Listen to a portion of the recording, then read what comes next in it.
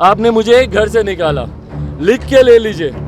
बिहार की 12 करोड़ जनता के दिल में आज के बाद चिराग पासवान बसने वाला है। शेर का बच्चा हूँ, रामविलास पासवान का बेटा हूँ, ना डरने वाला हूँ ना झुकने वाला हूँ। जिस सरकार में आप मंत्री हैं, उस सरकार ने आपके भगवान के मंदिर को ध्वस्त किया। किस मुंह से आप सरकार में मंत्री हैं आज की तारीख में? जिस व्यक्ति को, रामविलास पासवान को, इसी साल आपने पद्म भूषण से सम्मानित किया, उनकी तस्वीरों को उठाकर आपने बाहर फेंक दिया। मेरे माता पिता के बिस्तर पर आपके अधिकारी जूते चप्पल पहनकर उनके बिस्तर को रौंद रहे हैं।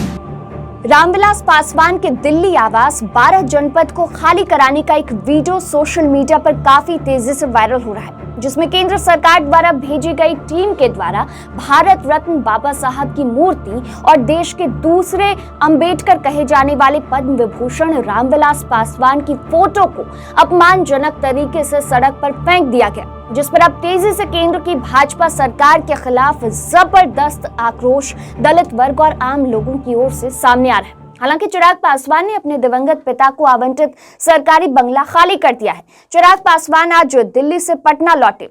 चिराग इस दौरान काफी इमोशनल नजर आए। अपने चाचा पशुपति पारस पर चिराग ने जबरदस्त हमला बोला है। चिराग ने कहा कि मेरे पिता की वजह से जो उस पद पर बैठे हैं, जो मंत्री बने हैं, मेरे पिता की वजह से उन्हें जवाब जरूर मिलेगा। ये वही पशुपति पारस हैं जिन्होंने एक समय में ये मांग की थी कि 12 जनपद को रामविलास पासवान के स्मारक के तौर पर घोषित किया जाए। आज जिस सरकार में वो मंत्री बने हुए हैं, उन्होंने ही उनके भगवान के मंदिर को ध्वस्त किया। किस मुंह से वो मंत्री बने बैठे हैं? उन्हें तो इस्तीफा दे देना चाहिए। आदरणीय पशुपति कुमार पारस जी के तौर पर आज बिहार की 12 करोड़ जनता अपना आशीर्वाद दे रही है। आपने मुझे एक घर से निकाला, लिख के ले लीजिए।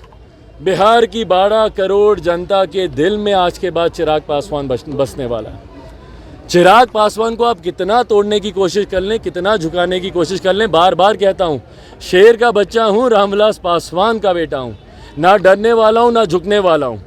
आप मेरे चेहरे पे शिकन देखना चाहते हैं, अफसोस की बात है, कभी नहीं दिखेगी, क्योंकि मैं डरता किसी परिस्थिति से नहीं हूँ। अपने नेता रामविलास पासवान से मैंने सीखा है। पर मेरे सवाल हैं उन नेताओं से जो आज मेरे नेता के नाम पर सरकार में मंत्री बने बैठे हैं।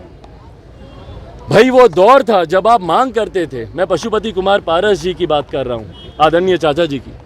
वो दौर था जब वो मांग करते थे कि 12 जनपद को रामविलास पासवान स्मारक के तौर पर घोषित किया जाए। आज जिस सरकार में आप मंत्री हैं, उस सरकार ने आपके भगवान के मंदिर को ध्वस्त किया। किस मुंह से आप सरकार में मंत्री हैं आज की तारीख में? सिर्फ अपने लालच के लिए, कुर्सी का लालच ना।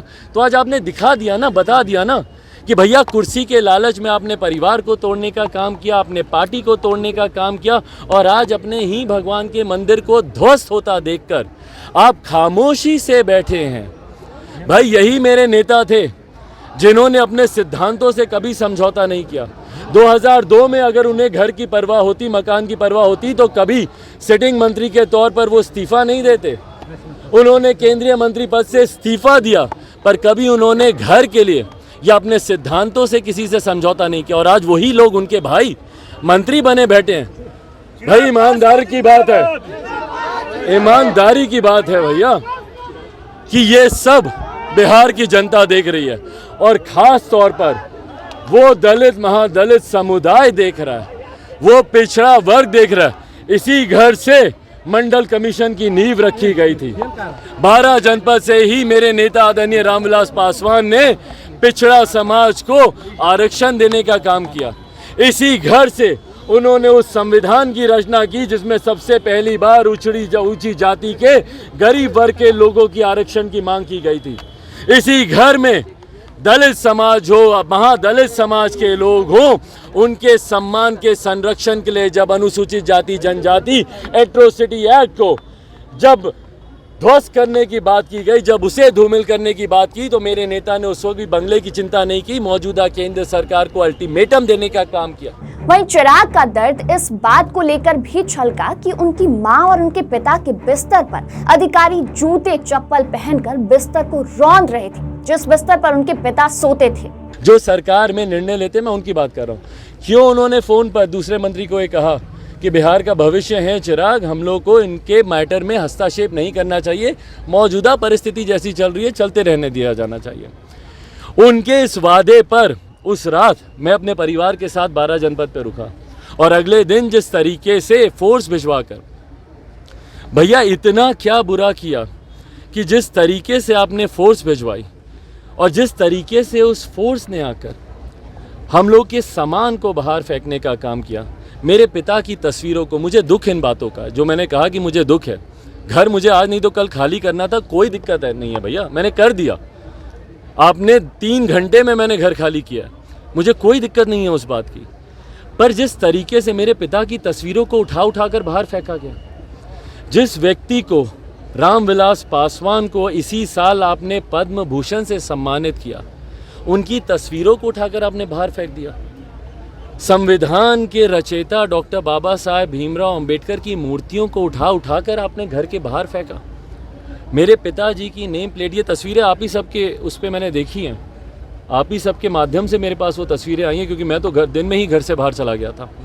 उसके बाद जिस तरीके से मेरे माता पिता के बिस्तर पर आपके अधिकारी जूते चप्पल पहनकर उनके बिस्तर को रौंद रहे हैं, जिस बिस्तर पर मेरे पिता सोते थे उस बिस्तर पर जूते चप्पल पहनकर आप चढ़ रहे हैं। आपकी पुलिस की महिला कर्मी, मेरी महिला मददगार जो घर में जो इतने समय से जो परिवार के सदस्य के तौर पर है, उनके साथ धक्का मुक्की कर रही हैं। जो मेरी नानी की देखभाल कर रही हैं, उनके साथ महिला पुलिस आकर बदतमीज़ी कर रही है।